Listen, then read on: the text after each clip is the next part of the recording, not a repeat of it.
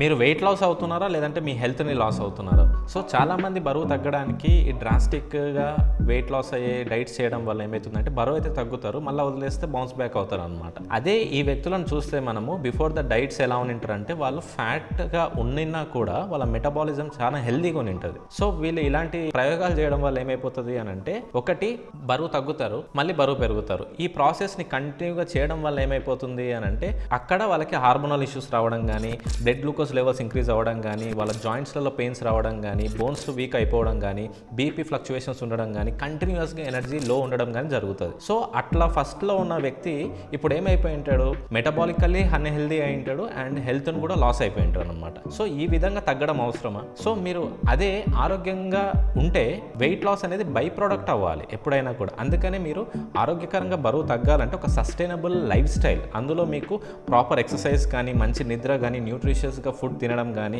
ఇవన్నీ ఇంక్లూడ్ అయి ఉంటాయి. ఇది లాంగ్ టర్మ్లో మనకి ఎక్కువ బెనిఫిట్ అవుతాయి. అందుకని మీరు బరువు ఫాస్ట్గా తగ్గడం కన్నా సస్టైనబుల్గా కంటిన్యూస్గా కన్సిస్టెంట్గా తగ్గడం వల్ల ఏమవుతుందంటే బౌన్స్ బ్యాక్ అంత ఈజీ కాదు. దానివల్ల ఏమవుతుంది, మనం అంత పడ్డ శ్రమ అనేది వేస్ట్ అవ్వదు అనమాట. అందుకని చాలామంది ఇలాంటి ప్రయోగాలు చేసి వెయిట్ లాస్ అయ్యే ప్రాసెస్లో వాళ్ళ ఆరోగ్యాన్ని భయంకరంగా డ్యామేజ్ చేసుకుంటున్నారు. దానివల్ల వాళ్ళు ఎప్పుడు కూడా ఇంతకుముందు ఫ్యాట్గా ఉన్నప్పుడు చాలా హ్యాపీగా ఉంటారు, వాళ్ళు ఆ జాయింట్ పెయిన్స్ ఉండవు, ఫెటిక్ ఉండదు, ఏముండవు. కానీ ఇప్పుడు ఒక పక్క బరువు ఎక్కువ పెరిగిపోతుంటారు, ఇంకో పక్క కూడా ఈ అనదర్ ఎక్స్ట్రా ఇష్యూస్ కూడా వచ్చినాయి అనమాట. సో అందుకని మీరు ఆరోగ్యకరంగా బరువు తగ్గాలనుకుంటే కామెంట్ చేయండి ఆర్ డిఎం చేయండి. ఎప్పుడైనా కూడా వెయిట్ని చేస్ చేయకండి, హెల్త్ని చేస్ చేయండి. వెయిట్ అనేది బై ప్రోడక్ట్ అవ్వాలి. So that's it from my end. Thank you very much.